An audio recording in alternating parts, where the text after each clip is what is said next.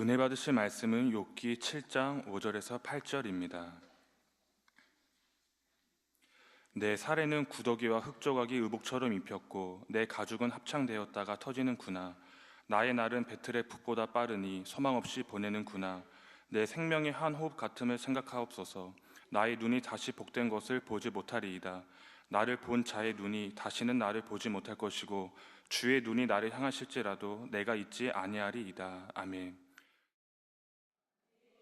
네, 오늘은 욥기 강의 34번째 시간입니다. 마음의 구더기 두 번째 시간인데요. 지난 시간에 이어서 욥기 7장 5절에서 8절 말씀 살펴보겠습니다. 오늘도 말씀을 통해서 다른 누가 아닌 나를 발견하고 나를 깨뜨리고 변화되는 축복된 그런 귀한 시간 될 수 있는 저와 여러분 모두가 되시기를 부탁드리겠습니다. 자, 지난 시간에 7장 1절에서 4절을 살펴봤는데요. 잠시 그 내용을 한번 훑어보겠습니다. 세상에 있는 인생에게 전쟁이 있지 아니하냐 했습니다. 욥은 예전에 세상의 삶이 어떤지 사실 몰랐습니다. 흔히 세상에서 말하는 금수저라고 하죠. 좋은 집안에 태어나서 좋은 환경에서 공부하고 그렇게 자랐고 또 늘 남에게 베풀고 또 많은 사람으로부터 칭찬받고 인정받는 삶이었기 때문에 욥은 세상의 삶이 얼마나 험악한지를 스스로 머리로는 알았을 수 있지만 깨닫지를 못했습니다. 그런데 막상 자신이 모든 재산도 잃고 자녀도 잃고 이제 친구도 잃고 주변의 사람들도 잃고 보니까 야, 이 인생 사는 게 만만치 않구나라는 깨달음을 자기 스스로가 얻은 것이죠. 여러분도 그렇지 않습니까? 이 자리에 계신 저와 여러분들 주님 만나기 전에는, 물론 주님을 만난 이후에는 세상이 전쟁 같은 삶이 아닙니다. 우리는 천국 가는 길이기 때문에 행복하고 기쁘게 갈 수 있지만 주님 만나기 전에는 내 유익 구하고 어떻게든 상대 밟으려고 그러고 속여서라도 악을 행해서라도 내 유익을 구하며 살아갔던 그런 삶이니 그때 얼마나 깨어나지 못했지만 내 안에 있는 영이 힘들고 고통받는 그런 시간이었겠습니까?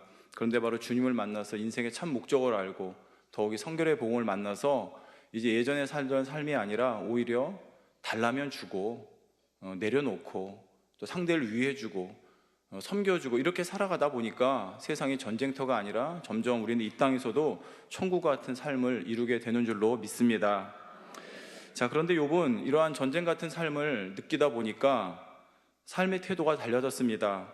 그 날이 품꾼의 날과 같지 아니하냐? 종은 저물기를 심히 기다리고 품꾼은 그 상을 바라나니 이와 같이 내가 여러 달째 공고를 받으니 하면서 예전에 삶의 주체성 있고 뭔가 꿈과 비전이 있었던 욥이었는데 지금은 하루하루 살아가는 게 고달픕니다. 그러다 보니까 그 삶에 어떤 소망이 없는 거예요.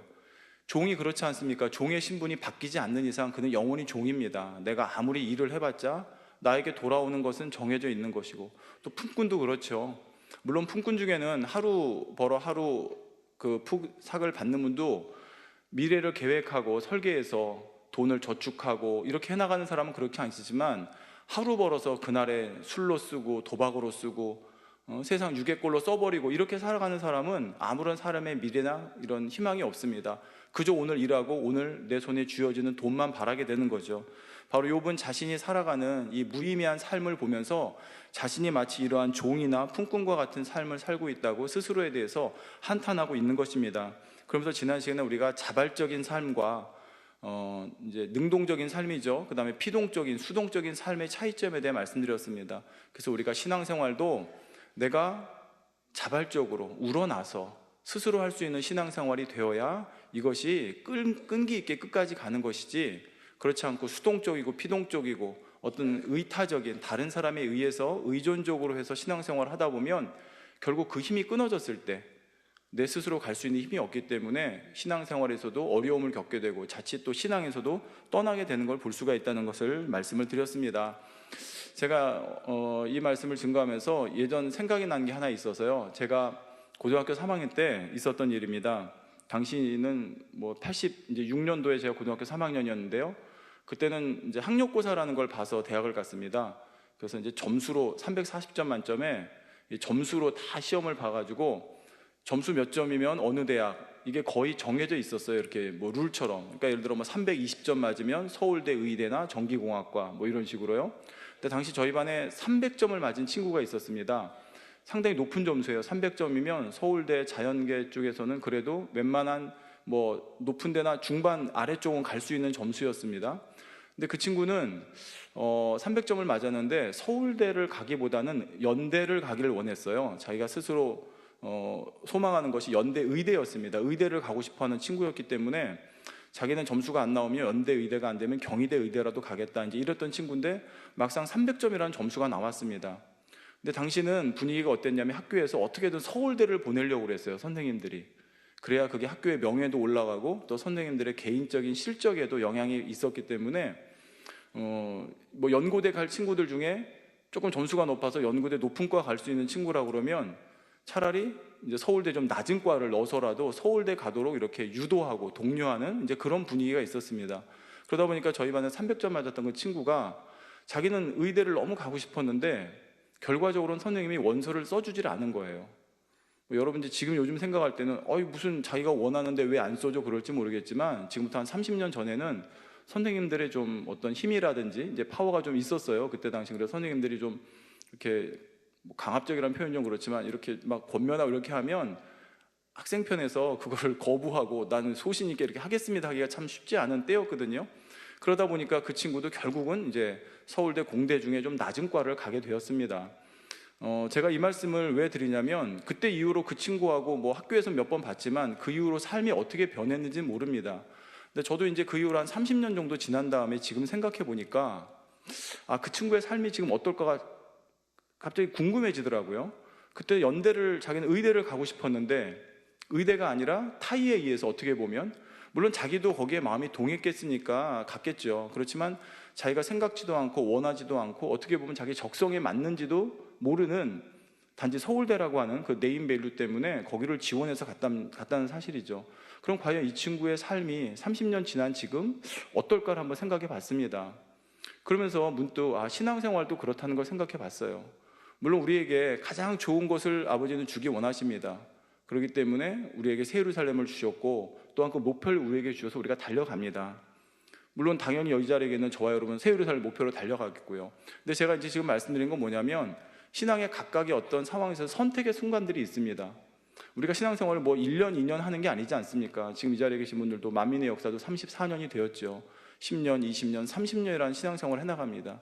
그럼 신앙 안에서도 어떻게 보면 당장의 내 유익이나 당장에 좋아 보이는 걸 택하다 보면 뭔가 길게 보지 못하고 그것이 내가 정말 마음에서 주관받고 우러나서 하는 것이 아니라 타의에 의해서나 아니면 주변의 환경에 의해서나 이렇게 되어지다 보면 신앙생활이 10년, 20년 지나고 나서 후회하는 소리들이 있다는 거죠. 대표적인 게 결혼입니다. 결혼 같은 경우도 그런 분들 있잖아요. 본인이 분명히 결혼을 할 때는 어떤 마음으로 결혼했겠습니까? 둘이 한번 잘 살아보자, 열심히 해보자, 뭐 이런 마음으로 결혼했을 텐데 막상 결혼하고 1년, 2년, 10년, 20년 산 것도 아니에요. 뭐 6개월, 1년, 2년 살고는 하는 얘기가 결혼 괜히 했어. 역시 결혼은 연단이야. 결혼을 할 게 못 돼. 뭐 이제 이런 고백들을 한다는 거죠. 그러면 그거는 뭐 누가 옆에서 뭐 이렇게 억지로 해서 한 것도 아닌데 그런 고백들이 나오다는 거예요. 그 우리 신앙생활도 저는 마찬가지라고 생각합니다. 우리가 가야 되는 이 여정에 있어서 하나님께서 우리가 가야 될 길을 너무나 정확히 잘 알려주셨습니다.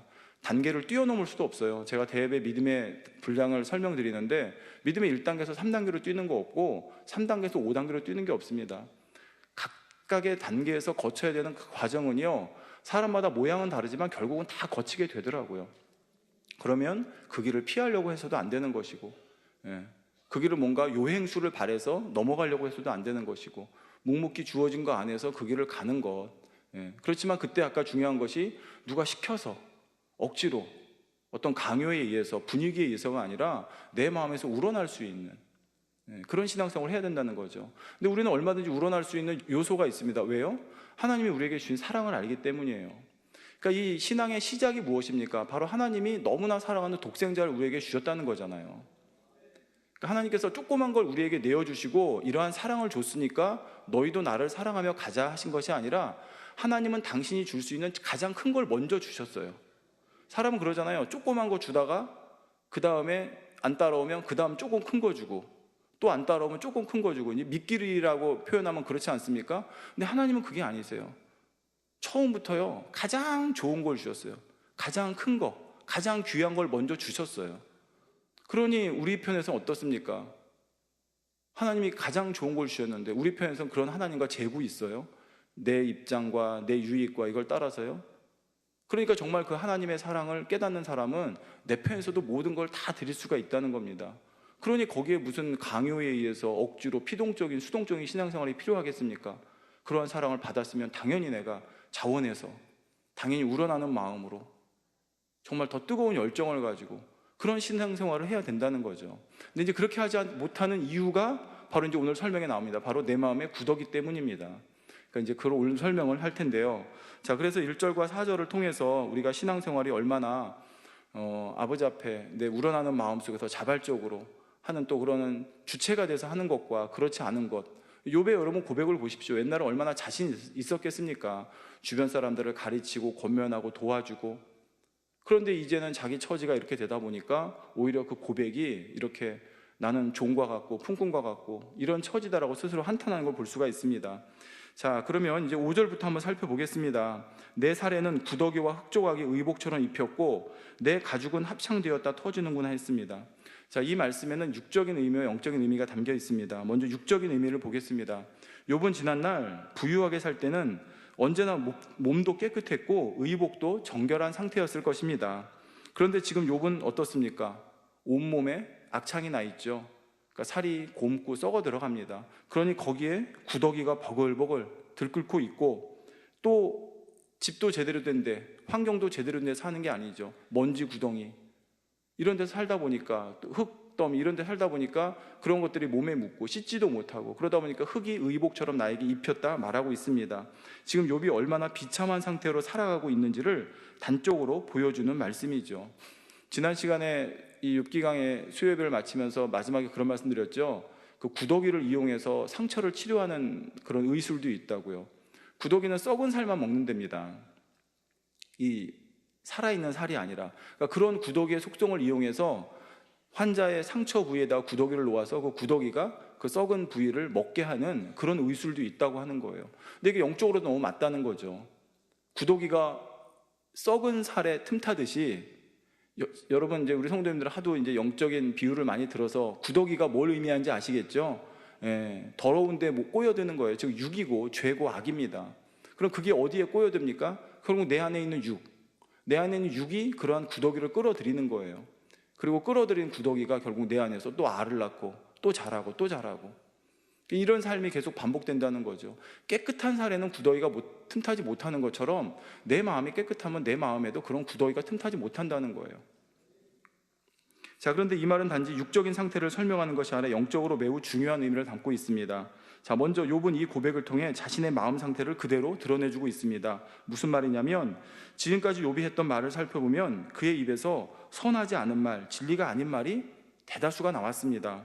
하나님 보시기에 합당하지 않은 말뿐만 아니라 참으로 악한 말들도 마구 쏟아냈죠. 부모에 대한 원망, 저주, 그것이 나중에 하나님께까지 향하는 걸 볼 수가 있죠. 그런데 이러한 말들이 결국은 어디서 나옵니까? 머리에서 나올까요? 아닙니다. 바로 마음에서 나옵니다. 마태복음 15장 18절에서 20절 전반절에 입에서 나오는 것들은 마음에서 나오나니 이것이야말로 사람을 더럽게 하느니라. 마음에서 나오는 것은 악한 생각과 살인과 간음과 음란과 도적질과 거짓 증거와 해방이니 이런 것들이 사람을 더럽게 하는 것이요 했습니다. 이건 여러분들도 스스로 느낄 겁니다. 내 마음에 있는 것이 결국은요, 뭐 여기서 말이라고 그러니까 꼭 말이 입술의 말만이 아닙니다. 행함으로도, 표정으로도 여러 가지를 통해 나올 수 있죠. 근데 대표적인 것이 말이지 않습니까? 어떻게 여러분 말로 살인이 나옵니까? 성경에 그랬죠. 저 사람 미워, 싫어, 꼴 보기 싫어. 이거 미워하는 것마다 살인한다고 그랬잖아요. 그러니까 입술에 말이 그렇게 나오면 여러분이 누구랑 모여서 수군거립니다. 나 저 사람 너무 싫어. 꼴도 보기 싫어. 그러면 그게 뭐 하고 있는 거예요? 살인하고 있는 거잖아요. 마음에 있는 살인이 결국 입술로 나오는 겁니다. 그러면서 스스로는 그게 살인이라고 깨닫지 못하는 거죠. 회방도 마찬가지예요. 다른 모든 거, 거짓도, 도적질도. 도적질이라고 해서 꼭 손으로 가져오는 것만 도적질입니까? 야, 저거 갖고 싶다. 야, 너무 좋겠다. 나도 저거 있으면 좋겠다. 이미 내 안에 있는 도적질하는 마음이 입술로 나온 거잖아요. 그러니까 이렇게 내 마음에 있는 정말 구더기와 같은 더러운 마음들이 입술을 통해 나온다는 것입니다. 이처럼 사람 마음에 있는 것이 결국 입술로 나오기 마련인데 욥의 말을 살펴보니까 욥이 겉으로는 그럴싸했는데 결국 욥의 말 하나하나를 살펴보니까 아, 욥의 마음에도 이렇게 구더기 같이 더러운 것들이 있구나라고 저와 여러분이 판단이 아니라 분별을 할 수 있다는 말입니다. 그 마음의 더러운 것을 바로 구더기에 비유하고 있는 것입니다. 여러분, 고름이 가득한 상처에 구더기가 바글바글한 모습을 한번 상상해 보시기 바랍니다. 어떻게 하다 보니까 지난 시간 대예배 때는 회충 얘기를 했는데 오늘은 또 구더기 얘기를 하네요. 이렇게 뭐 예전에는 변 얘기도 했었는데, 근데 어쩝니까? 우리 안에 가지고 있는 속성이 세상 걸로 비유하자면 결국 충이고 구더기고 변이지 않습니까? 그러니까 비유를 그렇게 들어줘야 우리 마음에 새겨지죠.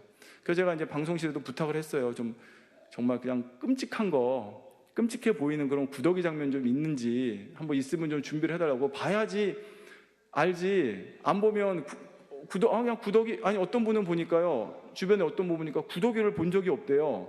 그래서 좋은 집에 사셔서 그런지 아니면 세대가 저희하고 달라서 그런지 저희 때는 구더기 그렇잖아요. 여러분 40대 정도만 해도 예전에 재래식 화장실 쓸 때 뭐 생각해 보십시오. 그럼 뭐 구더기 같은 거 뭐 음식에도 뭐 있을 때도 있겠지만 이거 많이 보지 않았습니까? 예. 근데 구더기 보고 깨끗하다 좋다 느낀 사람 없을 거예요. 근데 그런 느낌이 있어야 되기 때문에 한번 제가 보여달라고 그랬는데 혹시 준비되셨나요? 몇 개만 있으면. 예. 이건 깨끗하네요. 이건 아니 깨끗하게 모여 있는 걸 보여주는 거는 보다는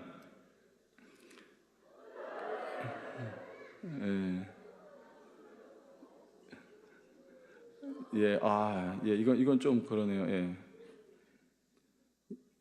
예. 어디에 묻은 건, 됐습니다. 이렇게 보니까 좀 깨끗해 보이네요. 그냥 저기 하얗게 보이니까. 근데 그러세요? 오늘 좀 이따 말씀드리면 알겠지만 이게 어디 있다고요? 예? 누구 마음에? 내 마음에. 물론 이제 영어로 들어가시고 운영으로 들어가신 분들이야 그렇지 않겠지만, 내 마음에 이게 있구나. 있었구나. 지금도 있구나. 이게 느껴야 되는 거잖아요. 근데 이제 이게 느껴지지 않으면 다른 사람 마음에 있는 구더기만 보이는 거예요. 뭐 묻은 뭐 이렇게 탓한다고 결국 그렇게 되는 거죠. 서두에 말씀드렸잖아요. 이 말씀을 통해서 나를 보는 그런 저와 여러분이 돼야 되는 겁니다. 자, 욥이 스스로 깨달아서 이 고백을 한 게 아니에요. 욥이 지금 했던 고백 있지 않습니까? 내 살에는 구더기와 흑조각이 의복처럼 입혔다. 자기는 육적인 얘기를 한 거지만 결국 영적인 의미는 자기 마음에 있는 구더기가 이렇게 있다라는 것을 표현한 것인데, 성경에 보면 가끔 그런 경우가 있죠. 자기가 의도해서 하거나 아니면 깨달아서 한 말이 아니지만 거기에 어떤 영적인 의미가 담겨 있는 경우들이 있습니다. 사람도 그런 경우 있잖아요. 자기가 뭐 의도하거나 하지 않아서 말했는데 시간이 지나 보니까 그 말대로 되어진다거나 뭐 이런 경우도 있거든요. 욥도 그런 경우입니다. 자기가 지금 뭐 자기 마음에 구더기가 있다고 스스로 깨달아서 이 고백을 한 게 아닌데, 자기는 똑똑하다고 비유를 들었는데 결국 그 비유가 자기에게 해당된다는 것이죠. 성도 여러분, 하나님 편에서 보실 때 욥은 1장 1절에 나오지만 순전하고 정직한 사람이었습니다. 밭으로 따지면 사실 옥토밭에 가까운 밭이었죠. 하지만 옥토라 할지라도 개가 나지 않으면 어떻게 됩니까? 결국 묵은 밭이 됩니다. 온갖 잡초가 자라고 흙도 뭉치고 단단해지죠. 그러나 이런 밭을 다시 갈아엎고 잡초를 뽑아내고 흙더기를 부술 때, 그래서 개가 날 때 다시 좋은 밭이 될 수가 있습니다. 물론 모든 밭이 그런 건 아닙니다. 이건 여러분이 좀 이해를 하셔야 돼요. 무슨 말이냐? 토질 자체가 기름진 토질이 있고요, 척박한 토질이 있습니다. 이것은 어쩔 수 없어요. 그 사람마다 지어진 토질의 차이가 있기 때문에. 자, 그런데 문제는 뭐냐면 아무리 타고난 밭의 성질이 그렇다 할지라도 얼마든지 개가 나면 바뀔 수 있는 것이 흙의 성질이라는 거죠. 그래서 하나님이 우리를 뭘로 만드셨다고요? 흙으로. 금으로 만드신 게 아니라, 금은 물론 섞어도 성질이 변하겠지만 그 자체가 변하는 성질이 없잖아요. 근데 흙은 뭘 섞으면 그 섞는 성질에 따라 변하는 성질이 있다는 거죠.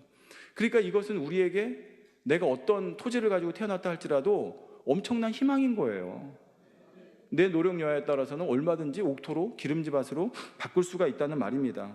그런데 많은 경우는 이렇게 타고난 것에 대해 말하면 나는 원래 이런 밭을 타고났으니 안 된다, 이렇게 한탄하고 말라고 이 말씀을 드리는 것이 아닙니다.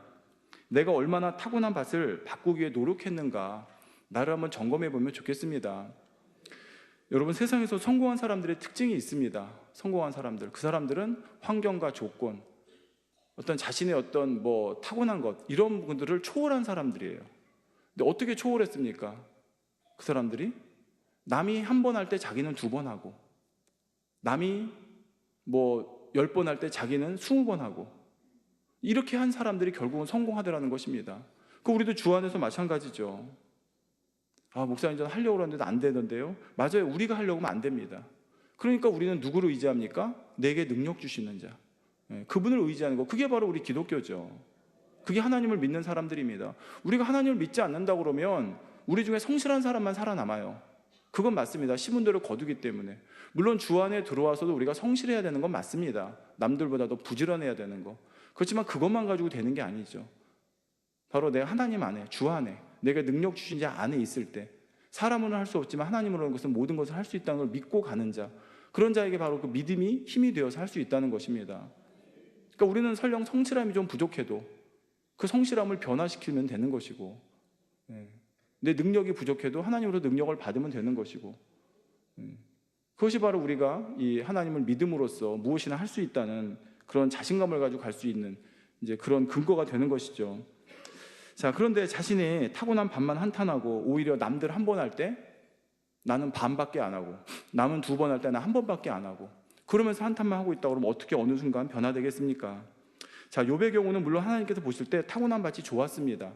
그렇기 때문에 하나님께서 보실 때 저 잡초만 좀 뽑아내면 되겠구나, 하나님께서 보실 때 그러신 거예요. 그래서 욥에게 연단을 허락하시고 그에게 이 연단을 통해 자기 마음에 있는 구더기를 발견해서 버릴 수 있도록 역사하셨다는 것입니다. 그런 저와 여러분도 마찬가지입니다. 하나님 우리의 중심을 하시고 모든 걸 다 아세요. 그러니까 전부 다 욥 같을 수는 없죠. 욥은 좋은 중심입니다. 맞습니다. 그렇지만 우리 각 사람이 있을 하나님은 각 사람을 다 잘 아세요. 그리고 각 사람에게 가장 맞는 훈련법도 아세요. 올림픽 같은 경기에 보면 여러분 단거리 선수가 나오고 장거리 선수가 나옵니다. 그러니까 100m나 200m 또는 400m 달리는 선수하고요, 아니면 마라톤 뛰는 사람들 그 체형을 한번 보세요. 똑같은가요? 막 근육질에 막 이렇게 울퉁불퉁하고 막 그렇던가요? 아니라는 거 아실 거예요. 단거리 뛰는 사람의 몸하고 장거리 뛰는 사람의 몸이 다르다는 거예요. 여러분 투포환 던지는 선수가 팔은 그냥 이게 뭐예요? 팔은 뭐라 그럴까? 갈비씨 해가지고 아주 가느다라고 다리만 그냥 막 이만하다. 물론 투포환 던지려면 그런 거 던지려면 다리도 튼튼해야 되죠. 그렇지만 여기가 튼튼해야 될 거 아니에요, 팔이. 그러니까 각각의 특성에 따라 맞는 게 필요하다는 거죠. 저와 여러분도 마찬가지입니다. 하나님께서 각 사람을 다 하시되 저와 여러분은 올림픽 경기에 나갔지만요, 경기 종목은 전 다르다고 생각해요. 모두가 다 똑같은 경기 종목으로 갈 수 있는 게 아니에요. 무슨 얘기입니까? 누구는 종으로 가요. 누구는 레이족으로 가요. 누구는 그냥 살림하는 여집사님으로 가요. 그렇지만 누구든지 거기서 다 금메달을 딸 수 있다는 거죠. 예를 들어 여러분 집에서 살림하시고 사명은 큰 게 아니고 한 구역장 정도, 구역장도 작은 사명이 아니지만요, 구역장 정도 감당하시는 분은 새 예루살렘 못 간다. 그럼 어떻게 합니까? 당신은 사명이 작고 집에서 살림이나 했으니까 당신 새 예루살렘 못 갑니다. 그게 아니라는 거죠. 경기 종목이 다른 거예요. 온 집에 충성하는데 주된 업무가 다른 거예요.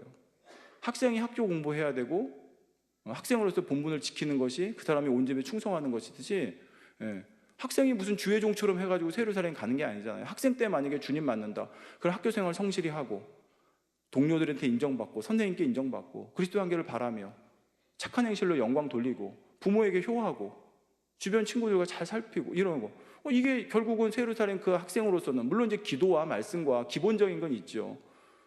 그렇게 해서 가는 거지. 학생이 그냥 맨날 학교는 안 가고 성전에 와가지고 기도만 하고 있고, 너 왜 학교 안 갔어? 그러면 지금 학교 갈 때입니까? 기도해야지. 학생이 공부 내일이 시험인데 성경 말씀 공부 좋죠. 너 왜 시험 공부 안 해? 그럼 지금 무슨 시험이 중요합니까? 말씀이 중요하지? 이렇게 하면 저는 그건 학생으로서 자기가 출전하는 종목에 맞는 모습이 아니라는 거죠. 그 학생은 100m 뛰어야 되는데 자기는 1000m 선수처럼 하고 있는 거예요. 그럼 거기선 금메달을 못 딴다는 거죠. 아버지는 저와 여러분이 어느 종목에 출전해야지 금메달을 딸 수 있는지 가장 잘 아십니다. 그러니까 거기에 맞게 훈련시키시는 거예요. 그러니까 연단의 방법도 다르고요, 연단의 종류도 달라요. 누구는 결혼해서 연단 받고요, 누구는 결혼 안 해서 연단 받고요, 누구는 시집살이로 연단도 받기도 하고요. 각각 다른 거예요. 그러니까 그 모든 것을 이 땅에서 주어진 삶 속에서 나에게 가장 알맞는 연단의 과정을 주시는구나, 훈련의 과정을 주시는구나 생각하면 되지, 왜 나는 이런 환경이어서 이런 연단을 받고 있지? 저 사람은 좋겠다. 저 사람은 그런 연단 안 받으니까. 근데요, 보면 그 사람도 또 다른 곳 연단 받아요. 예, 내가 볼 때는 아닌 것처럼 보이지만. 그러니까 각자 자기에게 받는 연단의 종목을 잘 받아 나가면 되는 것입니다. 근데 욥 같은 경우는 이제 중심에서 구더기만 이렇게 좀 뽑아내면 되니까. 근데 그게 쉽게 발견되는 게 아니에요. 왜? 욥은 사실 보면 단단하잖아요. 중심도 좋다는 게 그게 어떻게 보면 자기가 또 강할 수도 있는 거거든요. 그러다 보니까 하나님께서 이렇게 욥에게는 혹독한 연단을 통해 근본의 악을 발견하게 하는 걸 볼 수가 있습니다. 자, 우리 모습도 한번 돌아보면 좋겠습니다. 그동안 내 마음에 과연 얼마나 많은 구더기가 있었습니까? 미움 구더기, 혈기 구더기, 욕심 구더기, 시기 질투 구더기, 간음 구더기, 이런 구더기들이 내 안에 잔뜩 있었고, 그것이 내 안에 여러분 꾸물꾸물거린다고 아까 그 봤던 화면처럼 생각해 보십시오. 어떻게 그것을 가지고 있겠습니까? 그런데 문제는 가지고 있는데 모르는 경우죠. 왜요? 겉으로 여러분 그럴싸하게 포장을 해놨는데 누가 여러분 선물을 줬습니다. 너무 예쁜 포장지에 쌌어요. 근데 포장지를 열어보니까 안에 구더기가 들어있습니다. 끔찍하죠. 저도 그렇습니다. 내가 이 성결에 보고 목자를 만나지 않았다면 그런 모습이겠다. 세상적으로 매너 있고, 응?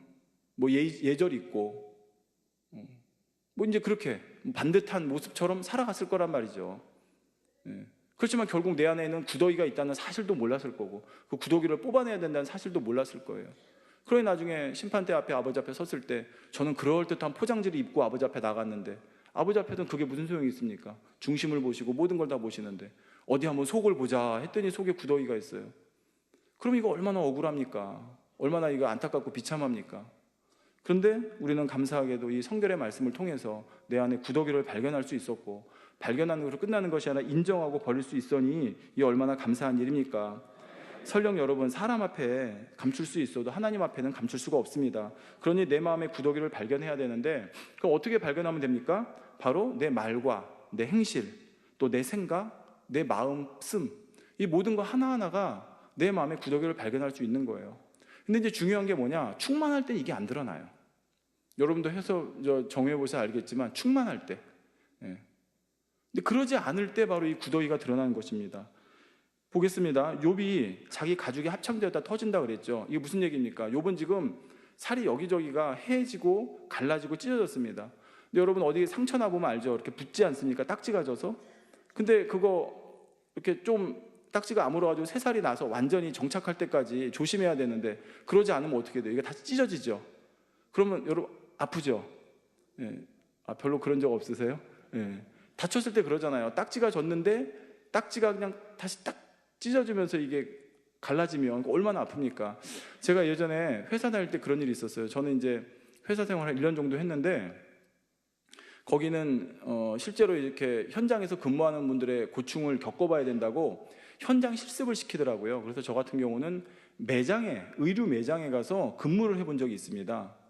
근데 이제 거기서 한 2달 정도를 근무를 시키더라고요. 근데 뭐 이제 물론 2달까지는 다 안 했는데, 근데 이게 안 서 있다가, 그래서 제가 그때 빗소금 분들이 참 대단하다 하면서 참 여러 가지로 마음에 들더라고요. 이 매장에서 아침부터 시작해서 저녁까지 서 있으니까 남자 다리인데도 퉁퉁 붓더라고요. 예, 붓고 또 신발이 이제 붓기 시작하니까 그러지 않았는데 발에 습진처럼 생기는 거예요. 이게 그래가지고 발가락 사이가 갈라지더라고요. 예. 그러니까 갈라지니까 여러분 막 움직일 때 갈라지면 얼마나 아파요. 그 조금이지만. 근데 그게 갈라졌다가 또 조금 있으면 상처가 붙었다가 또 갈라졌다 또 붙었다. 이게 엄청 고통스럽더라고요. 그래서 제가 교회 들어오기 전까지 그게 계속 있었어요. 그러다 전에 한번 제가 간증 드린 적 있죠. 저희 사무실이 예전에 지금처럼이 아니라 이런 카펫 같은 게 깔려 있었어요. 근데 그 사무실에 당장님께서 한번 오신 적이 있거든요.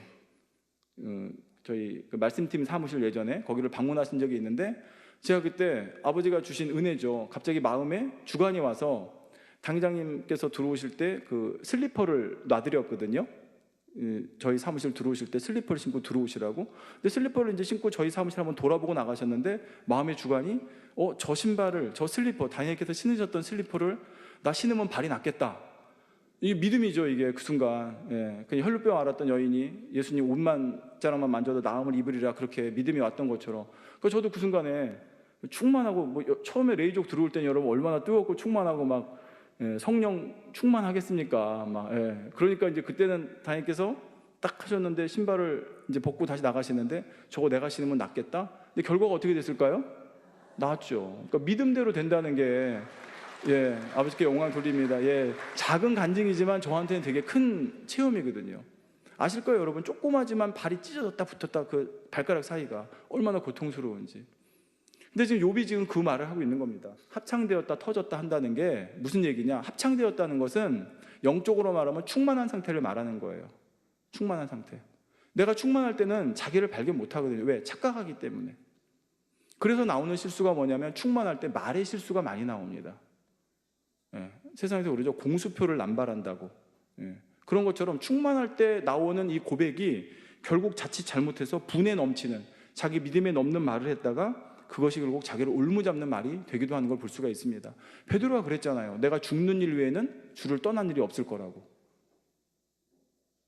그렇죠. 자기는 그 순간에 뭐 충만했죠. 아주 자기는 절대 죽는 일 외에는 떠날지 않을 거라고 생각했죠. 근데 어떻게 해요? 죽음의 위협이 오니까 어떻게 했습니까? 모른다고 부인하지 않습니까? 자기 입술의 말이 그대로 올무가 되는 걸 볼 수 있죠. 뭐 그런 경우도 있죠. 난 절대 결혼 안 해. 근데 보면 나중에 먼저 결혼해요. 그 다음에 뭐 막 충만할 때는 뭐 10의 2조, 10의 3조 드리겠습니다 해요. 좋죠. 잘 나갈 때는 너무 좋죠. 근데 사업이 어려워져요. 그러면 그때 10의 2조, 10의 3조 드립니까? 못 드리는 거죠. 충만할 때는 자기가 드릴 수 있을 거 아니고 고백하니까. 물론 믿음으로 고백했으면 어려울 때 10의 2조, 3조를 그 믿음대로 해서 드리면 반드시 더 갚아주세요. 근데 문제는 뭐냐면 자기 믿음의 분량에 넘는, 분에 넘는 고백을 했다가 그것이 믿음이 안 되니까 막상 시험이 왔을 때 거기에 걸려 넘어진다는 거죠. 이제 그것이 다시 합창됐던 게 터지는 거하고 똑같은 거예요. 무슨 얘기입니까? 여러분, 그렇게 되면 내가 고백했습니다. 내가 입술로 냈습니다. 근데 막상 시험이 왔는데 넘어져요. 내가 그 말을 지키지 못해요. 그럼 어떻게 돼요? 눌리죠. 이제는 낙심되죠. 좌절되죠. 이게 사람의 속성이거든요. 충만할 때 했던 거. 여러분, 사람이 그렇습니다. 자기가 진리를 들어서 알고 있는 걸 행할 때는요, 충만해요. 그래서 초신자 때 충만한 거예요. 초신자 때는 진리를 많이 아는 게 아니죠. 조금 알죠. 조금씩 알아가는 거죠. 근데 알아가는 만큼 그때는 알아가는 족족 행하거든요. 근데 이제 신앙을 점점 하다 보면 아는 건 점점 많아져요, 이제는. 근데 나를 보니까 아는 것만큼 행하지를 못하고 있어요. 그럼 이때 이제 충만함이 떨어지는 거예요. 왜? 사단이 송사하거든요. 그래서 이제 이때 주의를 해야 되는 겁니다. 그러니까 내가 이루지 않은 거, 내가 아는 거, 그것을 여러분 말한다. 남에게 한다. 얘기한다. 그러면 그걸로 인해서 송사를 받을 수 있는 거예요. 저는 이제 단에 서는 사람 중에 한 사람으로서 저 자신도 이런 체험을 해봤습니다. 단에서는요, 이 단은 뭐 제 믿음의 분량하고도 상관이 있겠지만 또 그거하고 상관없이 단에 서는 자체가 이게 되게 영적인 의미가 크거든요. 그러니까 이 단에서 하는 말은 뭐 거짓이 있어도 안 되지만 이게 보장이 되어져야 돼요. 그러다 보니까 여기서 혹여 제가 분에 넘치는 말을 한다거나 그런 말을 하면 반드시 그것이 단에서 한 말이기 때문에 그것이 이루어져야 되고 그것을 또 보장해야 되기 때문에 때로는 아니면 또 사단도 듣고 있잖아요. 아, 저가 지금 자기 분에 넘치는 말을 하고 있다. 그래서 사단이 그걸 가지고 송사를 하더라고요. 그러니까 거기에 대한 연단이 오거나 거기에 따른 시험이 따르는 것을 저도 지금까지 뭐 한 10몇 년 단에 섰어요. 2003년도부터 시작해서 보니까. 그러니까 중간중간 그런 걸 느끼게 됩니다. 그래서 나한테 왜 이런 시험이 왔지? 나에게로 연단이 왔지? 하고 돌아보면 단에서 제가 제 믿음의 분량에 과한, 오버되는 이제 뭐 이런 고백을 했다거나 아니면 내가 이루지 못한 것을 내 교만이나 내 높아진 마음 가운데 했다거나 이럴 때는 반드시 거기에 대해서 송사가 따르게 되고 그걸 이루어야 되기 때문에 근데 결국은 그게 또 저한테는 축복이에요. 사단의 송사를 받는다 할지라도 넘어지면 뭐 안 되겠지만 그 송사를 통해서 아, 내가 그랬구나라고 깨닫고 그래서 그 말씀에 보장되기 위해서 내가 변화되어지면 결국은 저에게 축복이지 않습니까? 근데 꼭 단에서만이 아니라 우리가 하는 모든 말이 그렇다는 것입니다. 그러니까 내가 충만할 때 세상에서 그러잖아요. 잘 나갈 때 조심하라고. 선줄로 생각할 때 넘어질까 조심하라는 말이 결국은 겸손에 대한 말씀이기도 하지만 영적으로는 너무나 영계의 법칙에 부합되는 말입니다. 그러니까 내가 충만하다고 해서 함부로 고백하고 함부로 그렇게 하는 것이 결국은 자기에게 어떻게 돌아올 수 있다는 것을 깨달아 봐야 되겠습니다. 가령 그렇습니다. 여러분, 상처가 봉합됐을 때, 합창되었을 때 그때는 내 안에 혈기나 감정이 있는 거 있어도 잘 모르죠. 충만할 때 누가 혈기나 감정이 나옵니까? 근데 어느 순간 혈기를 내고 감정을 내버렸습니다. 그러면 스스로가 어떻게 생각됩니까? 다시는 그러지 말아야지 다짐도 해봅니다. 그런데 또 시간이 지나면 또 혈기를 내고 감정을 내요. 그러면 이게 뭐하고 똑같냐? 상처가 붙었다 떨어졌다 하는 거 똑같아요. 그럼 여기서 이제 좌절이 생기는 거죠. 나는 안 되나 보다. 내가 다짐했는데 결단했는데 또 이렇게 되니까 무너지는 자신의 모습에 스스로 낭망되어지고 실망되어지고, 그래서 심지어는 포기까지 나오는 것을 볼 수가 있습니다. 자, 그렇기 때문에 이러지 않기 위해서 우리가 뭘 해야 되냐면 바로 마음에 있는 근본 구더기를 버려야 된다는 거예요. 그 구더기가 있음으로 인해서 이러한 모습들이 나오기 때문에, 혈기 구더기가 있으니까 혈기 안 내야지 아무리 다짐해도 구더기가 있는데 어떻게 안 나와요? 그걸 빼냈을 때 혈기가 벗어지는 것이고, 지난 대예배 때 말씀드렸지만 회개만 한다고 되는 것이 아니라, 잘못했습니다, 또 안 그러겠습니다, 회개만 한다고 내 안에 악이 벗어지는 것이 아니라 정말 그게 얼마나 더러운지를 깨달아서 죄를 피일까지 써 버리라 하신 대로 결단하고 버릴 수 있는 그런 저와 여러분이 돼야 된다는 것입니다. 자, 6절 보겠습니다. 나의 날은 배틀의 북보다 빠르니 소망 없이 보내는구나 했습니다. 자, 밤새 잠들지 못하고 새벽을 맞는 욥은 이리 뒤척 저리 뒤척 계속하다가 아침이 되면 또 그 한 하루의 고통을 생각하니 그날이 빨리 지나가기만을 바랍니다. 그러다 보니까 하루가 너무나 길게 느껴지죠. 근데 오늘 본문에 보니까 하루가 오히려 나의 날이 배틀의 북보다 빠르다라고 하고 있습니다. 이게 앞뒤가 좀 안 맞는 말 같죠. 이게 무슨 얘기냐면 자신은 지금 참으로 무료하게 시간을 허비하고 있습니다. 그렇죠? 빨리 하루가 지나갔으면, 고통스러우니까 그렇잖아요, 여러분. 빨리 시간이 갔으면, 군대에서 그러죠. 막 빨리 시간이 갔으면, 왜? 그 시간이 힘드니까, 그런 것처럼 아프니까 빨리 지나갔으면 하는 거예요. 근데 한편으로 무슨 생각이 드냐? 이렇게 덧없이 흘러가는 시간이 너무 아까운 거예요. 빨리 가기를 바라는 마음도 있지만, 이게 뭐지? 시간을 이렇게 보내네? 또 하루가 갔네? 이제 이런 어떤 절망감이 또 동시에 드는 것이죠. 지금 그래서 이것을 배틀의 북보다 빠르다고 표현을 하고 있습니다. 예전에는 욥이 보람 있는 일도 했고 의미 있는 시간들을 보내는데, 지금은 아무런 소망 없이 보내는 자신의 모습을 보면서 이렇게 한탄하고 있는 것이죠. 자, 그렇다면 여러분, 우리는 어떻습니까? 우리의 시간은 어떤지 한번 생각해 보십시오. 어떤 고백을 하고 있습니까, 여러분?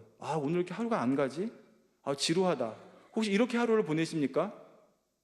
아니면 야, 오늘 하루가 벌써 지나갔어? 이렇게 보내십니까? 아니면 한 달이 지났을 때 벌써 한 달이 지났네? 너무 안타깝다, 너무 아쉽다, 한 게 없는데, 이렇게 후회하면서 시간을 보내십니까? 아니면 한 달을 보낸 것에 대해서, 열매에 대해서 감사하고 또 앞으로 다가올 한 달에 대해서 계획하는 그런 시간을 보내십니까? 우리 사람에게는 똑같이 24시간이 주어져 있습니다. 근데 그 시간을 쓰는 주체는 납니다. 여러분은 어떻게 쓰고 있냐는 거죠. 후회하는 시간을 쓰고 있는지, 아니면 감사하고 만족하는 시간을 쓰고 있냐는 말입니다. 2010년 회계 사건 이후에 이제는 정말 잘해보리라 얼마나 다짐들 했습니까? 오늘 기도하실 때도 2010년 12월 25일 언급하셨는데, 여러분 그때로 6년 전이면 돌아간다고 생각해 주십시오. 그때의 그 다짐, 그때의 그 결단, 그때의 그 각오, 또 믿음의 분량이 나오면서 얼마나 사모했습니까? 기도하고 말씀 묵상하고 어떻게든. 근데 지금 3년, 4년, 5년, 이제 6년째가 지나고 있습니다. 지금의 마음은 어떠신지요? 분량을 사모할 때 기도하고 말씀 묵상했습니다. 근데 지금 혹시 안 하고 계시다, 그러면 죄송하지만 그때 그 기도와 말씀 묵상은 뭐였냐? 분량받기 위해 한 거잖아요. 분량받기 위해. 그러면 아버지께서 보실 때 그것이 신앙의 본질이 맞습니까?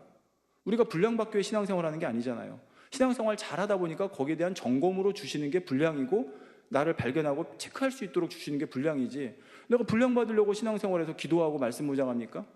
아니지 않습니까? 근데 내가 기도하고 말씀 묵상을 예전에는 했는데, 지금 오히려 신앙생활을 그때부터 2년, 3년, 4년, 5년, 6년 더 했는데, 지금은 그때보다 기도 안 하고 있고 그때보다 말씀 묵상 안 하고 있다. 그럼 예전에 내 그 기도하고 말씀 묵상했던 목적이 무엇인지 그 스스로 한번 자기에게 자문해 보라는 것입니다. 또 그때의 그 결단과 다짐, 뭐 순간에 변화될 것 같았죠. 얼마나 많은 그런 말들이 있었습니까? 근데 지금 세월이 지났을 때, 지금은 그때의 각오와 다짐에 비해서, 여러분 생각해 보세요. 당장님은 2010년도보다 지금 더 공의를 쌓고 계세요. 그때 쌓으시는 공의보다 지금이 어떻게 보면 더 힘든 시간을 보내고 계세요. 당장님은 오히려 그렇게 하고 계신데, 우리는 그때 다짐하고 그때 결단하고 행했던 것보다 지금은 좀 느슨해졌다. 그럼 뭔가 다 그렇다는 게 아니지만 그럼 뭔가 당장하고 거꾸로 가는 거 아닙니까? 그거는 영의 흐름을 거꾸로 타는 거죠. 나에게 주어지는 시간을 나는 과연 어떻게 보내고 있는지 여러분 탓하려고 하는 게 아니라 저도 이 말씀 준비하면서 여러 가지로 저를 점검해 봤습니다. 나는 과연 어떠한 마음으로 하루를 보내고 있고 또 그때의 각오와 다짐과 지금은 어떤지 말입니다. 7절 8절 마지막 절이니까 한번 보겠습니다. 내 생명이 한 호흡 같음을 생각하옵소서. 나의 눈이 다시 복된 것을 보지 못하리이다. 나를 본 자의 눈이 다시는 나를 보지 못할 것이고 주의 눈이 나를 향하실지라도 내가 잊지 아니하리라 했습니다. 생명이 한 호흡 같다는 것은 그만큼 생명이 경각에 달렸다는 거예요. 이제 한 호흡 끊어지면 끝이잖아요. 그만큼 자신의 상태가 급박하다는 걸 말하고 있습니다.